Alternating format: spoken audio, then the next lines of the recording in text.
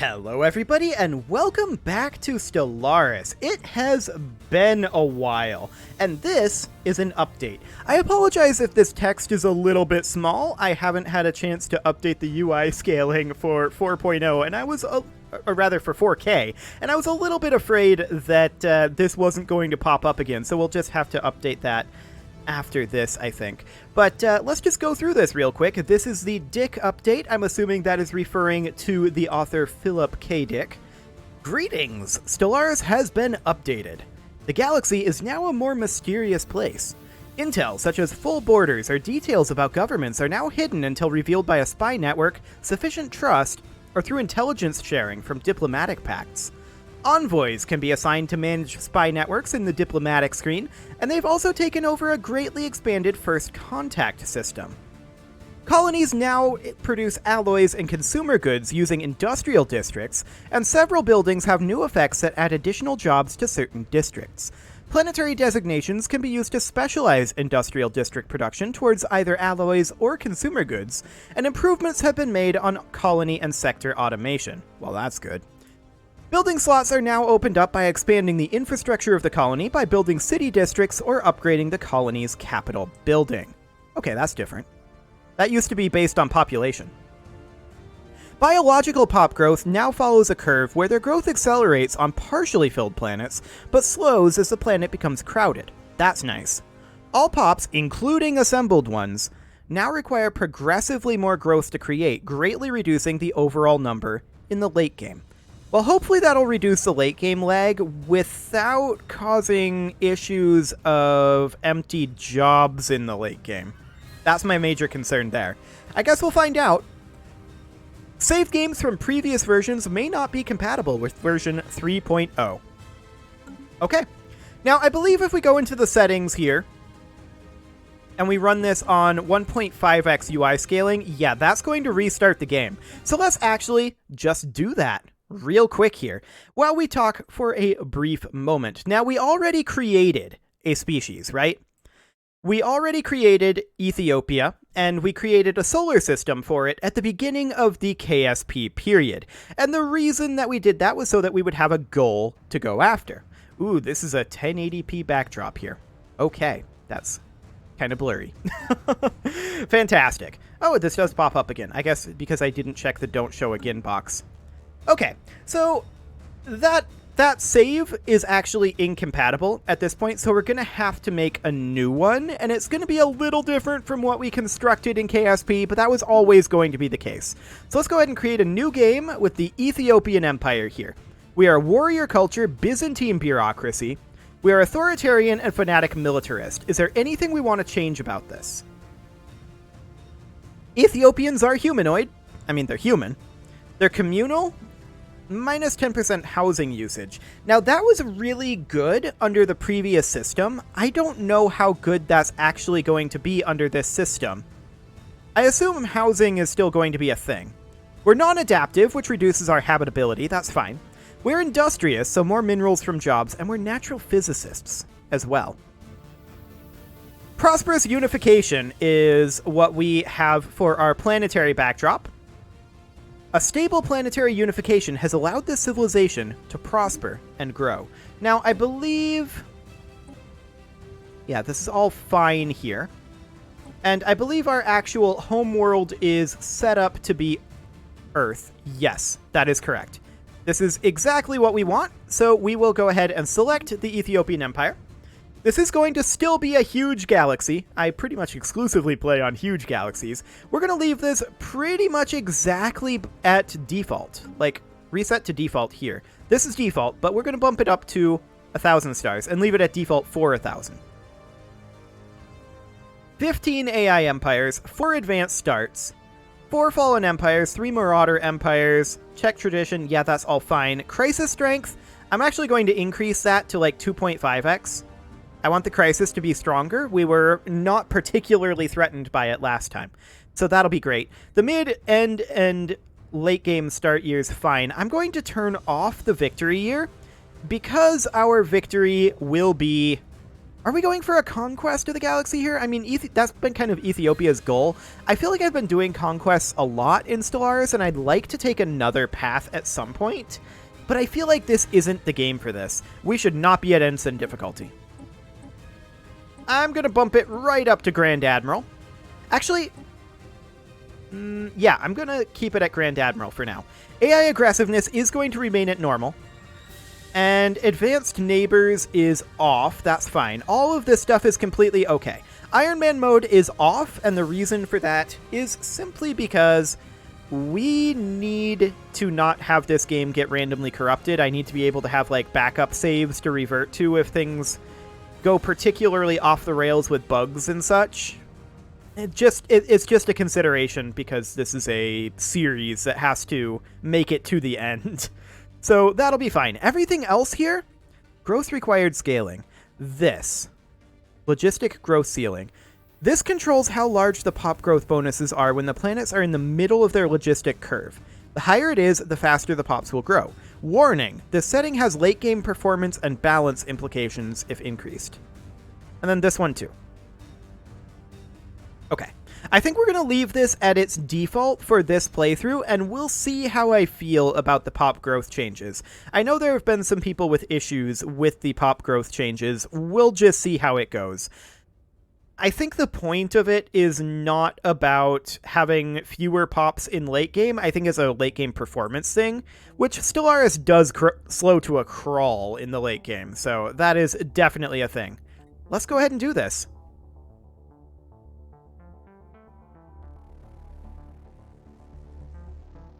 So, how different is our solar system going to be? It's going to be a little bit different than what we built. Prosperous unification. In the eons since the first primitive Ethiopian communities took shape in the meadows and forests of Earth, our civilization has spread and prospered. Countless nation-states formed as we advanced through the technological ages, warring against each other until only one remained, and that one was us! Although the fighting was often brutal and nuclear, those who survived nurtured a martial tradition that has prevailed to this day. Now, after the discovery of the Hyperlane network, the finest minds of the Ethiopian Empire have finished development of the first hyperdrives. The stars themselves are finally within our grasp. Indeed they are. Okay, so we can see here we've got a potential mining station over Two Palace, although we don't start with that. We do start with a mining station over the Sun, which we built. We have a mining station over Neptune, a mining station over Ganymede, I think, and a research station over Jupiter. Okay, this is definitely a little bit different, but it's about the same. You can figure that this one over Neptune is approximately equivalent to our mining station over Venus that we had last time. And this is approximately equivalent to our mining station over Jupiter. We never had a science station out that far, but that's fine. Okay, well, let's go ahead and take a look at what we've got here. I'm definitely not used to playing this game in 4K. The UI is a little bit on the blurry side. It works just like the Hearts of Iron UI, not like the CK3 UI, so that's the thing. Let's go ahead and work on some research here. Very first thing that I want to grab here. I actually don't know how important energy grids are with the new planet rework. Oh wow, this is a lot fewer build slots. But a lot more districts. Okay, so these provide housing and a few jobs. These districts appear to be housing neutral. Completely housing neutral. Slots can be upgraded by building city districts or upgrading your planetary administration. So that's, of course, this guy. Yeah, I see. How many districts per building slot is required? We do have 3 tile blockers. So that's something that we need to keep in mind. So if we were to build this, each district gives us a building slot. Or at least each city district does. Industrial districts do not. Nor do generator districts, nor do mining districts, nor do agriculture districts. Okay, so only city districts give building slots, and city districts are housing weighted. Commercial zones appear the same. Admin offices, okay, that's fine. Planetary administration. I want to check to see if there's luxury residences. Okay. Good to know. Well, we definitely have some tile blockers here. We don't really want to get rid of those just yet. I think looking at this, I don't really know. These are some pretty major economic changes that they've made, right? So I don't really know how we're going to need to weight things. Previously, under the previous system, with a society like this one, we would need to weight consumer goods very heavily. However, now that consumer goods are created by industrial districts as well as alloys, that's great. Now, we can't set our colony designation on the capital world, but the colony designation can apparently be used to weight the industrial district towards either consumer goods or alloys. So that's definitely interesting. Also interesting, base production is 5 alloys and 7 consumer goods. That's definitely interesting. So there have been some pretty major changes here, and these have extreme economic ramifications in the late game.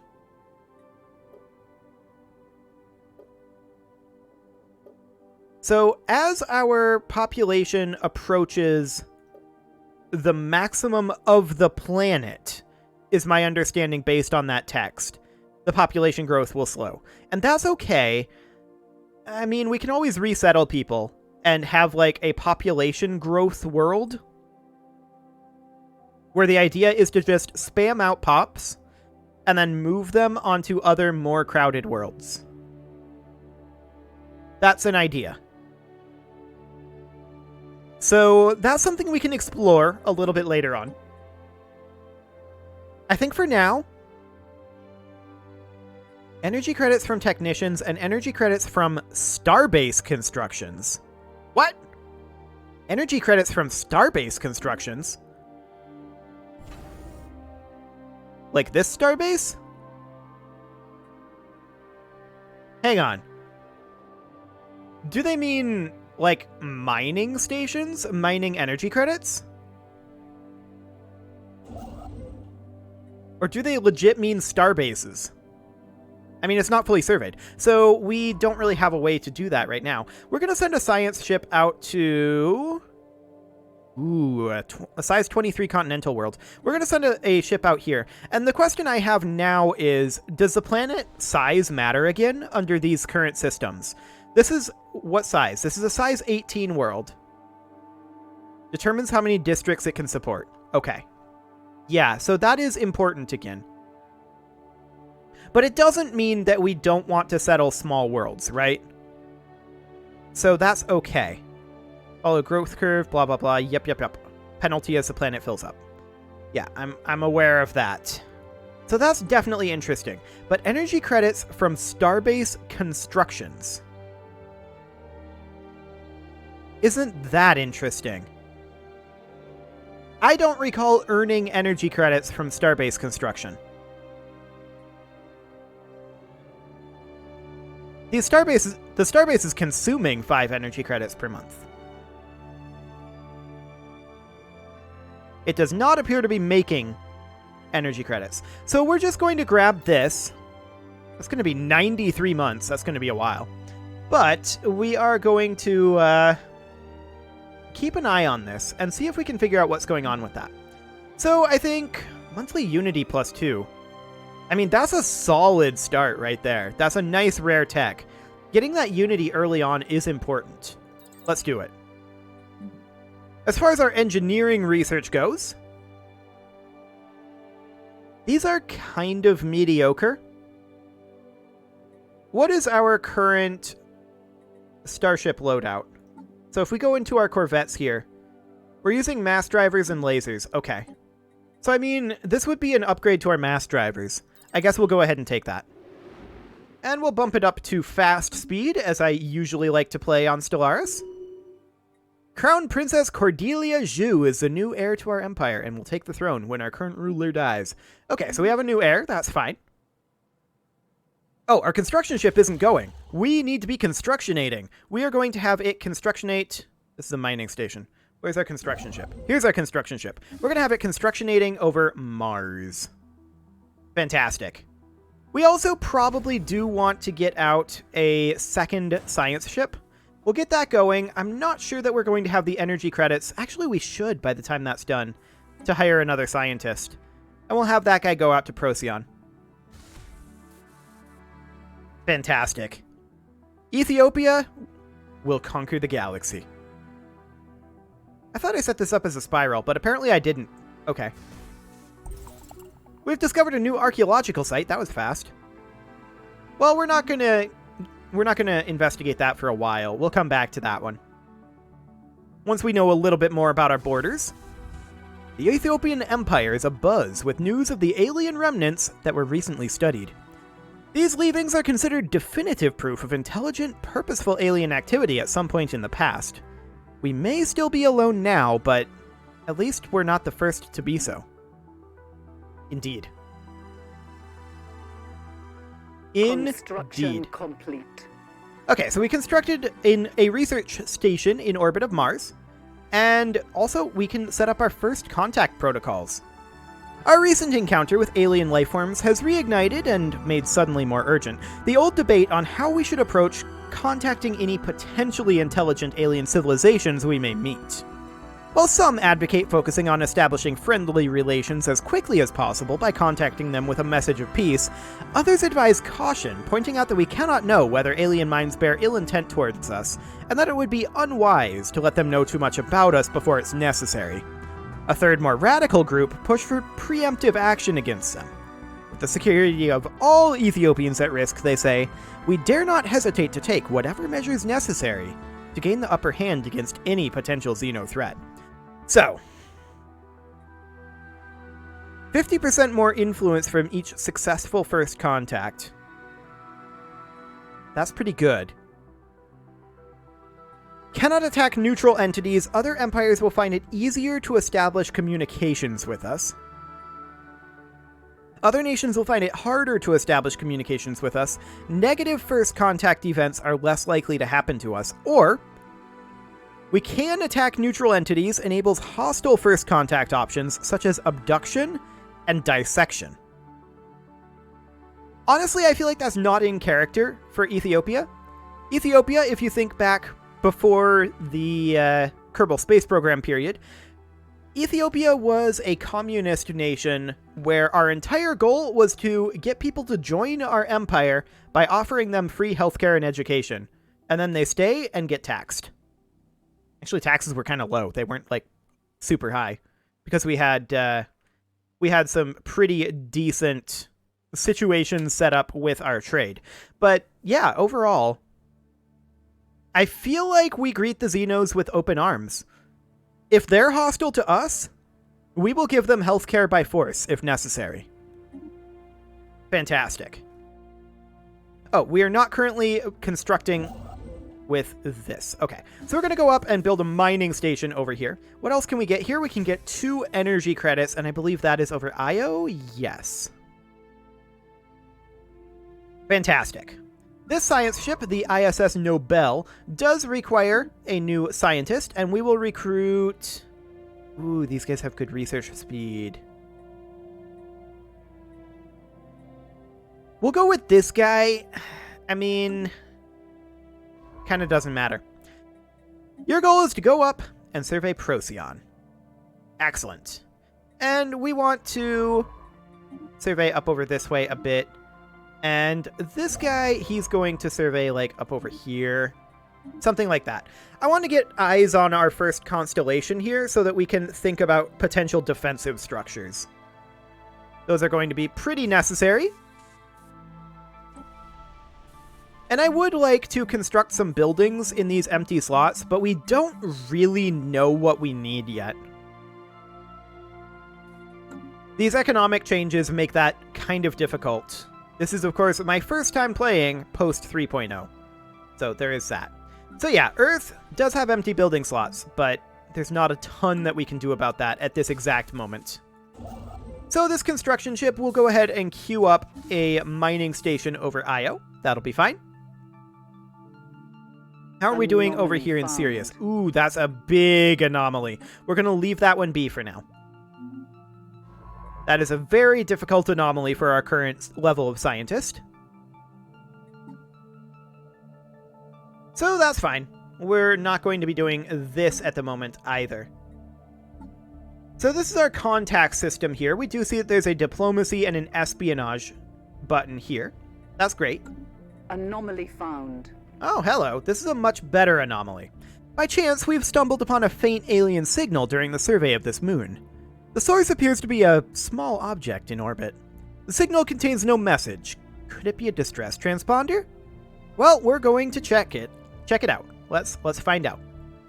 We are banking up influence right now. We're going to need it.